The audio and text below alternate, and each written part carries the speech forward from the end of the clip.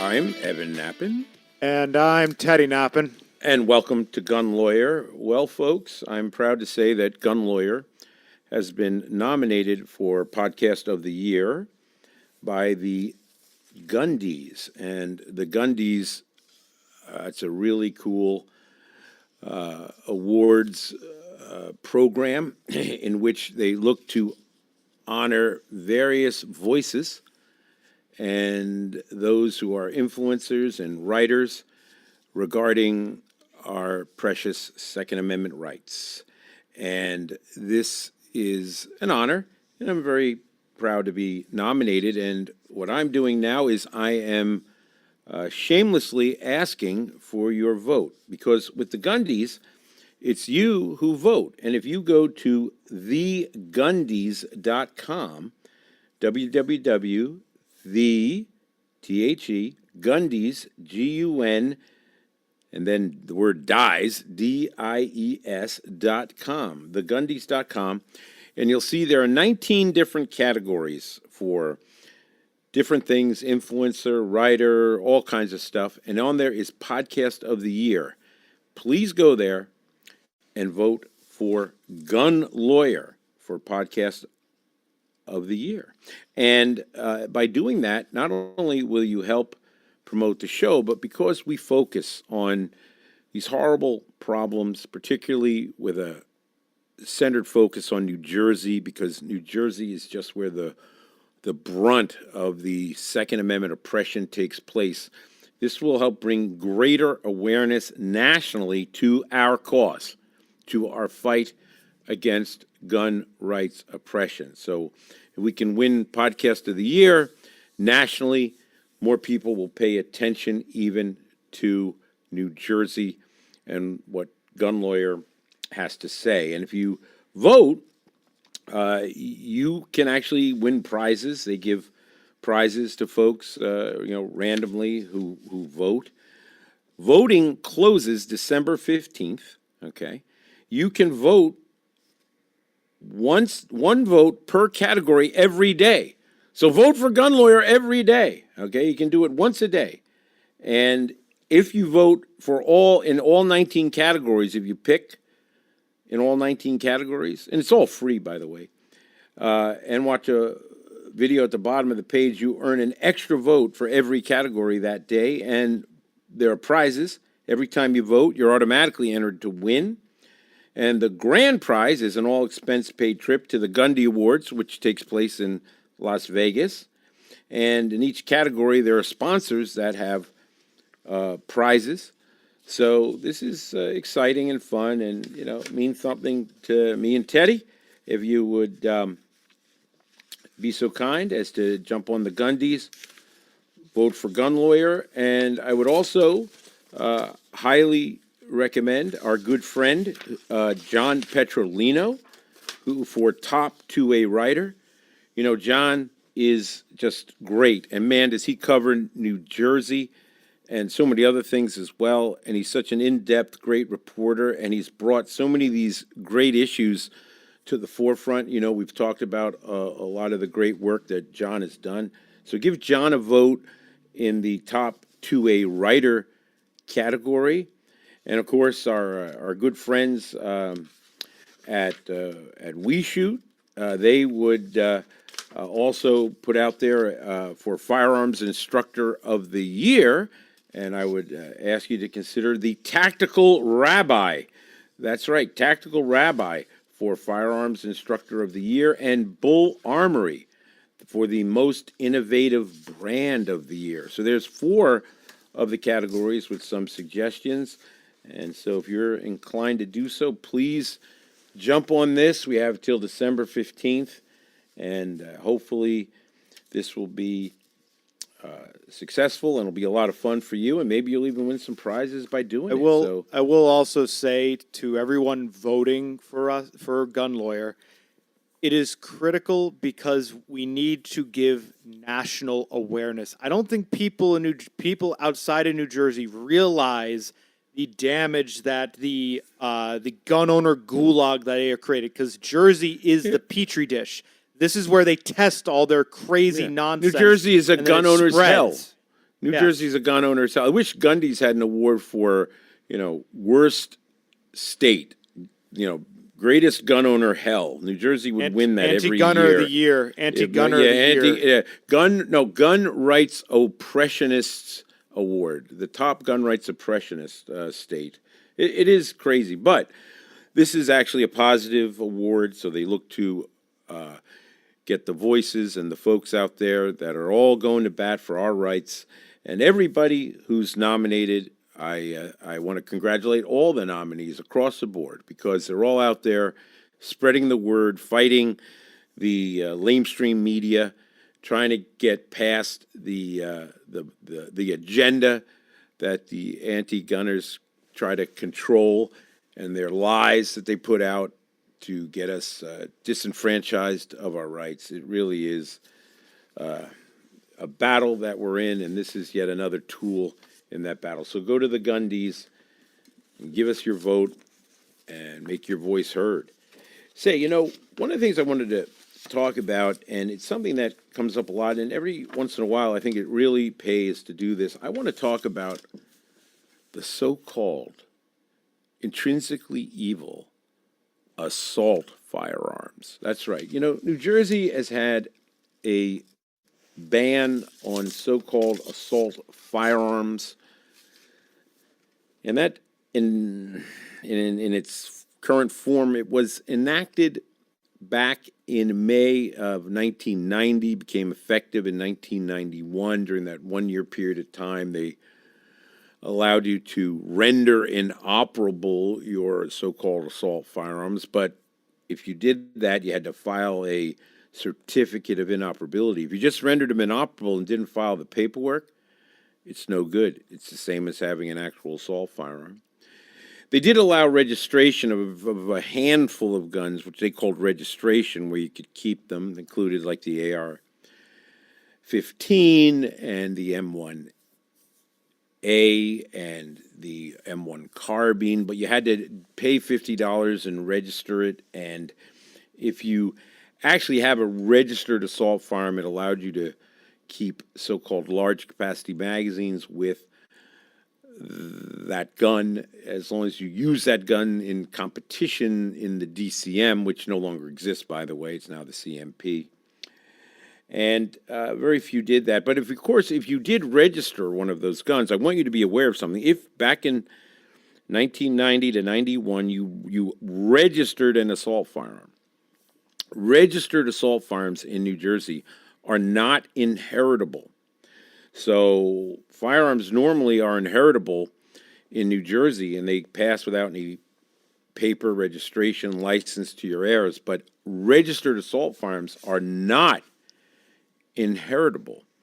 So if you have a registered assault firearm and you don't want to just lose it to the state, you may want to think about disposing of it sooner rather than later, so that it is something that is just not a loss to the estate. Now, if you have an unregistered assault firearm, well, that is inheritable, believe it or not. Only registered assault firearms are not inheritable.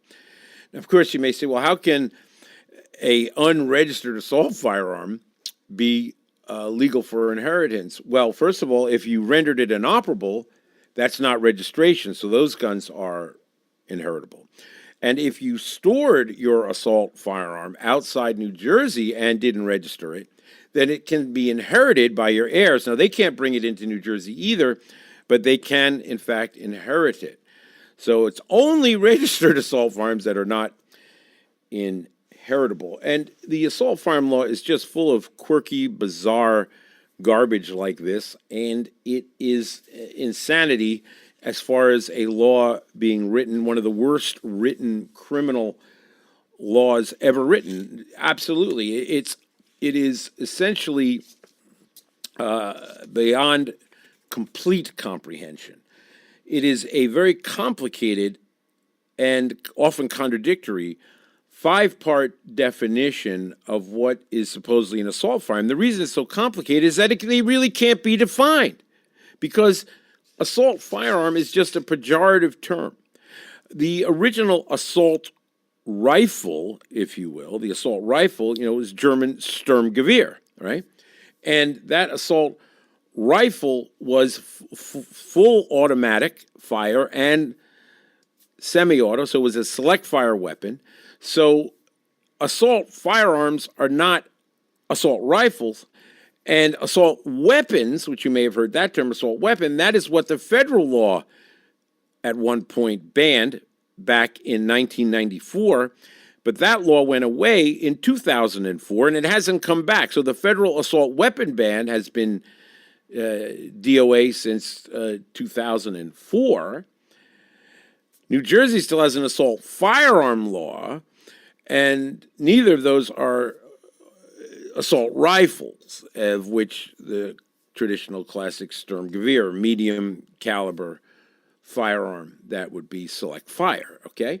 So what New Jersey did was contrive this definition in this complicated 5 parts, where the first part is a laundry list of about 67 named guns.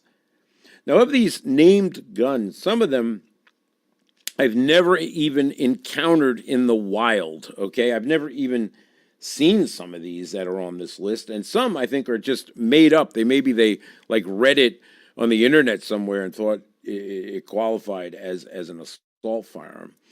But if your gun is a named gun on the list, then it becomes banned by name. And then if it's not on the list, or it's not exactly as named on the list, then the other part of the law identified any firearm manufactured under any designation which is substantially identical to any of the firearms on the list. So the question became, well, what does substantially identical mean? I mean, even think about those 2 words for a minute. Substantially identical. Well, identical means exact. Substantial means almost. How can something be almost exact? It's like being a little bit pregnant. I mean, you are or you're not. I mean, this is ridiculous. But you now have to guess. When this law came out, is my gun substantially identical to a gun on the list? What does that even mean? And I brought a challenge to that, and it was in the case of State v. Merrill, and I won. It was on an MAK 90, where the judge tossed the assault firearm law in the trial court. It was Judge Farron in Monmouth County in State v. Merrill, tossed the law as being unconstitutional, not because of Second Amendment, but tossed it because of being vague, unconstitutionally vague, where a person could not understand from the law what's banned. In order for a law to be valid criminally, you have to understand how to conform your behavior. And under this law, you couldn't, because no one could tell what substantially identical meant. And then along came a federal lawsuit after I won it in state court, trying to knock out the law. And in that case, the Attorney General, named in the lawsuit, filed the Attorney General guidelines to save the law by defining what substantially identical meant in that part of the definition. And he defined substantially identical as the 1994 federal crime bill definition of assault firearm that was feature specific.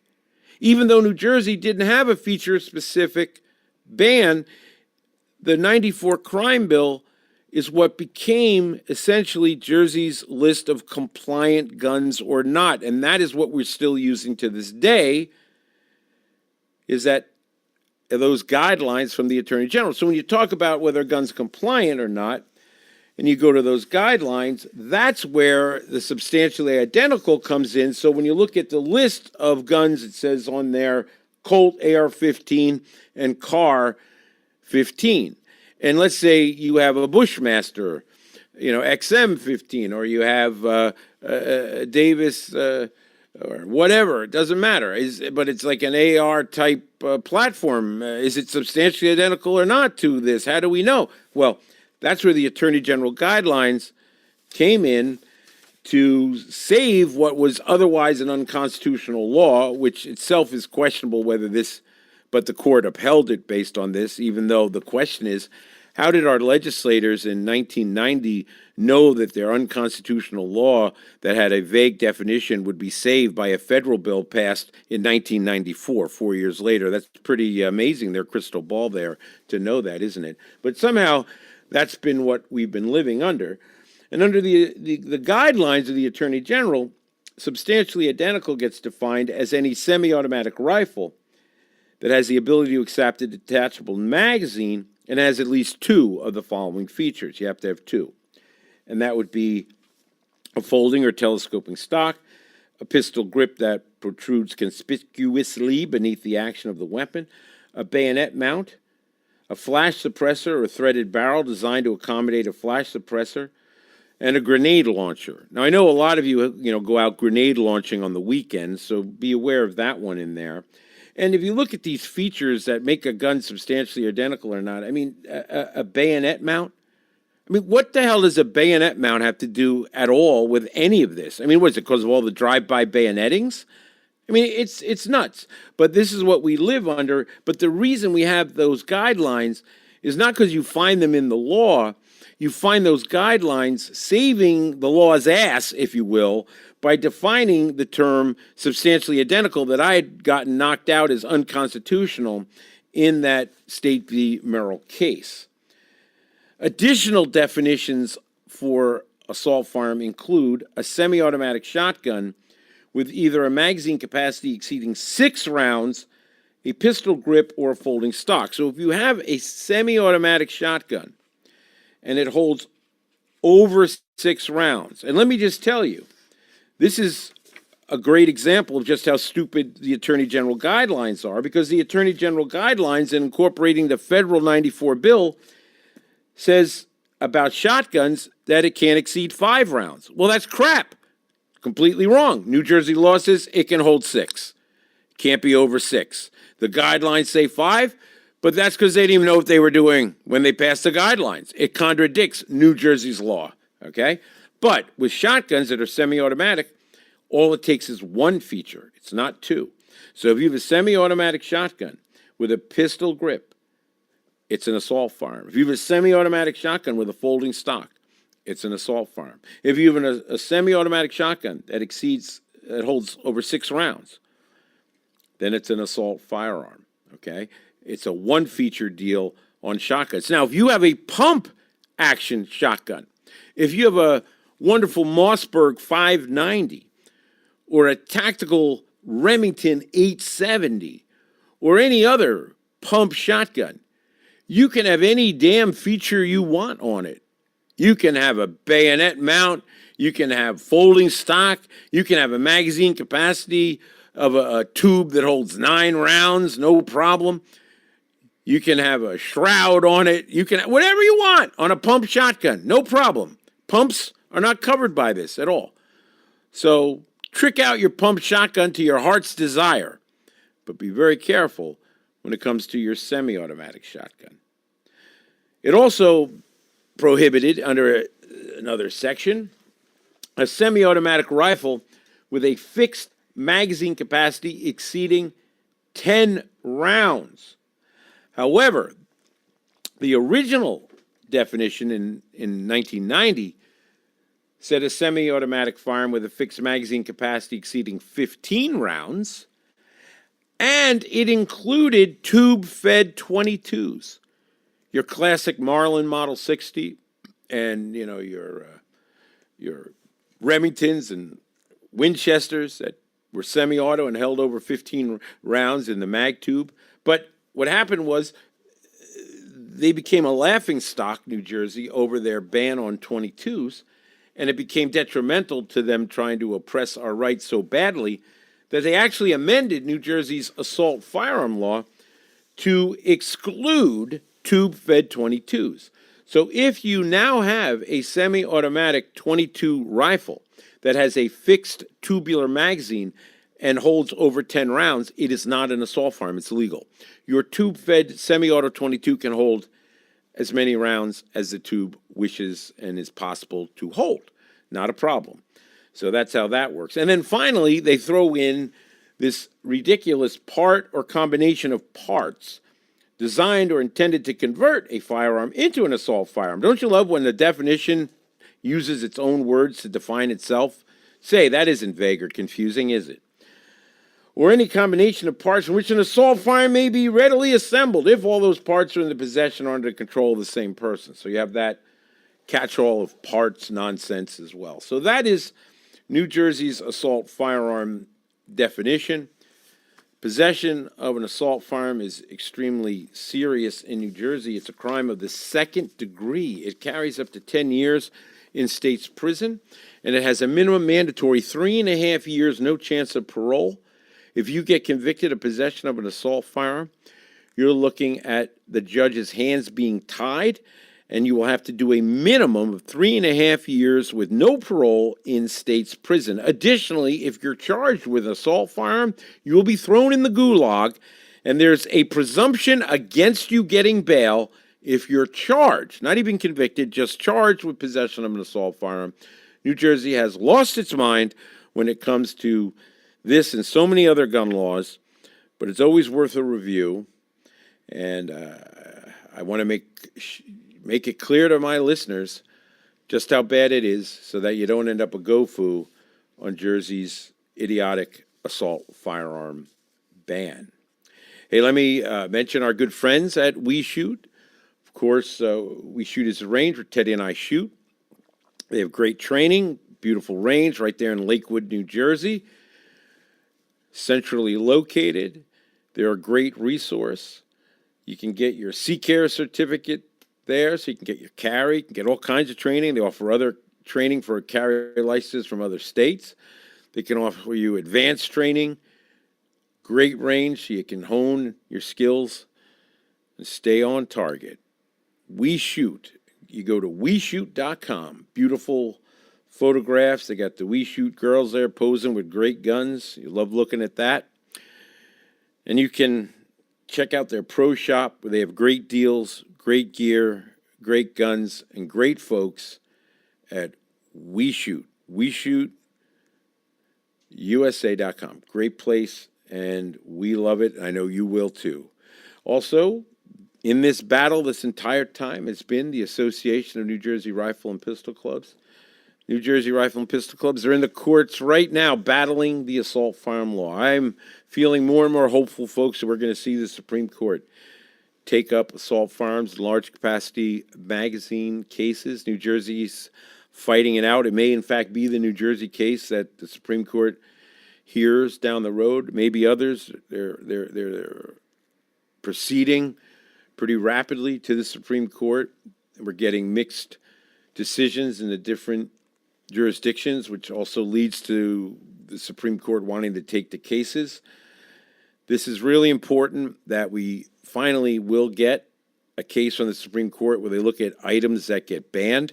The Supreme Court does have 2 cases this session that they've picked looking at the sensitive places, which is really important because that will help fight New Jersey's carry killer bill.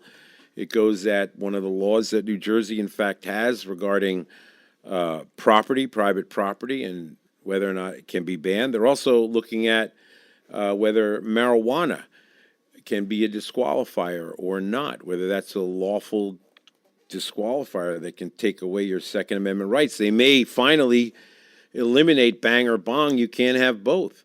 So these cases will be very interesting, and they also can have much more far-reaching consequences and help us in our battle to fight the gun rights oppression. So these are things to look forward to, and your state association, the Association of New Jersey Rifle and Pistol Clubs, is there fighting these Jersey issues out and filing amicus briefs and other cases, and also in the legislature with our paid lobbyists full-time, keeping an eye on the shenanigans going on down there. So make sure you join the association so you can stay updated and you can take action, and as you get those email alerts, very important. So join anjrpc.org today. And let me also mention my book, New Jersey Gun Law. It's the Bible of Jersey gun law. It'll help you stay legal in Jersey and not fall into these traps and these things that we talk about, like the whole understanding of assault firearms. If you're confused by what I said, you can read it slowly, carefully in my book under the chapter Assault Firearms. I put it in question and answer so that anyone can understand it. I want you to understand it. I want my fellow gun owners not to be turned into criminals and to lose their gun rights. It's why I wrote the book. So get your copy today. Go to evannappen.com, and get New Jersey Gun Law. It makes a great holiday gift. Check it out, the 25th anniversary edition. And when you get the book, scan the front cover, the QR code right there, and you will get linked right to my archive where you can download the 2025 comprehensive update. Of course, I'll be doing updates for the new year. You'll want to get them. You'll get notified of that and any other crazy changes that take place in Jersey, of which we have to be eternally vigilant. Teddy, what do you have for us this week? Well, as you know, press checks are always free. And this is something that, when you see it, you have to think, what would the left do if they had unfettered power? If they, added more states and packed the court and made every illegal a voter? If they had unfettered power, what does that lead to? Well, I was flipping through Bearing Arms, and sure enough, a British man arrested for a picture of himself posing with a shotgun. This is by an article by Tom Knighton. And he was posing with the shotgun where? Correct. In the United States. So, yeah, of course. They got to arrest the man for posing with something that's across an entire continent. But the British IT was arrested after posing a photograph of himself holding a gun during the holidays in the United States. The case drew sharp criticism from Musk, everybody. As West Yorkshire, he was shocked after police visited, then detained him over the image, which he says was taken legally on private property in Florida. Let that Wait, sink there's in. guns in Florida? I know, shocker. The West Yorkshire police later visited his home, advised him to be careful about what he posts online. What's all this then? What's all this? What's all this then? What's all this then? Right. Yeah, and the officers did not ask to see any proof that he had taken the photograph in the U.S., as they then returned to his home at 10 p.m. and then promptly arrested him. The bail documents referred showed there were allegations of possession of a firearm with intent to cause fear of violence, as well as separate allegations of stalking linked to Is a it, you sure this photograph. wasn't a Monty Python episode? I mean, it's unbelievable. Yeah, and he was held overnight before being interviewed. So they locked him up, said, all right, we're going to get you in the morning. They jailed him over it even. Good grief. Dropped the charges, but then he said, you better not lead to any more incitement as you posted a photo. Oh, God. You can't get any more Orwellian than that, being arrested over a photograph. Not even possession of firearms, because they can't do that in England. A photograph. Well, I had a case similar, Teddy. Not quite that, but close, when I had a case with a guy whose son had New Jersey Hunter Ed, passed it, was a New Jersey hunter, and he was posing with his gun, and he just had a picture with his firearm, nothing bad, no threats, nothing, and they went and tried to cause a huge problem for him and his family. It was outrageous over just a picture of his son legally with a gun. And that was New Jersey. Now, luckily, he didn't get arrested and criminally charged and thrown in jail.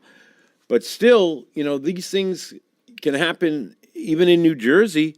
And it's getting worse and worse. So we have to be very vigilant of this. And it shows you, the UK is just, I would call them the formerly Great Britain. Formerly Great Britain. Because it's pretty sad.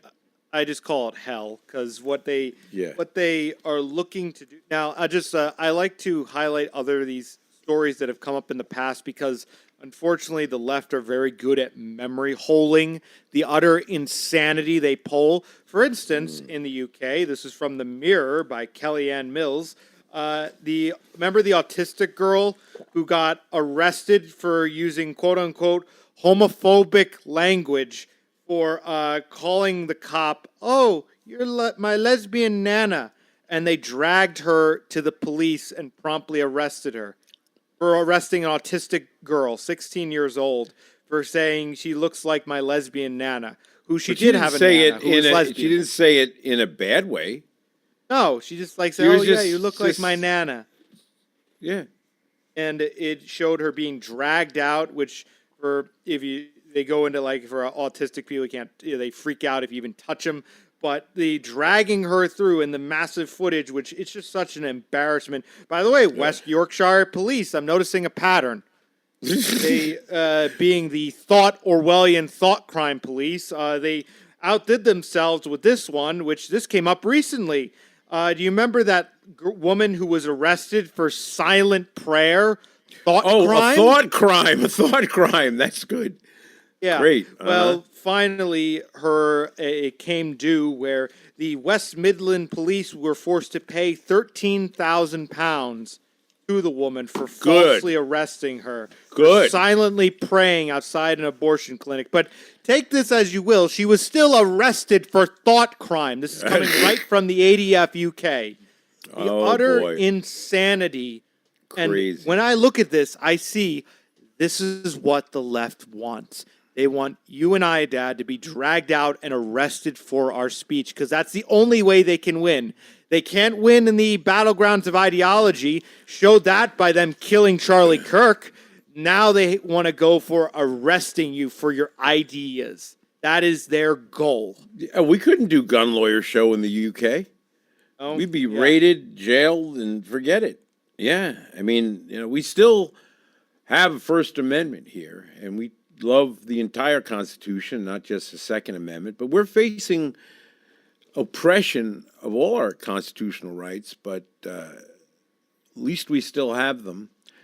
It's really sad about how the formerly Great Britain has been just turned into a laughing stock and a place that I wouldn't even want to step foot in. I mean, at one point I would have loved to have gone, but nope, not anymore, man.